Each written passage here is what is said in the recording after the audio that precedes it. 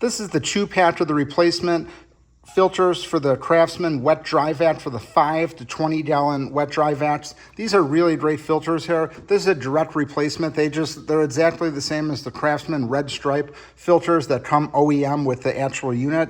Very easy to install. It's just right here. It's just got the bolt hole right here. And you can see here, these filters are very well made. Pick these up in a 2-pack. This is exactly what I was looking for. Again, this is going to fit your Craftsman 5 to 20 gallon wet dry vats. It's going to be the exact replacement. Very nicely made filters. This is same quality as the originals, just you're going to really get a lot of use out of these. What I've done in the past, I've taken these once they had a lot of dirt on them, just ran them underneath a faucet, let them air dry outside. Once they're clean, use them again. These, you're going to get a lot of mileage out of these filters. They're going to last you a long time. So this 2-pack, change one out, keep one in. They just ship it and each come in a cardboard box.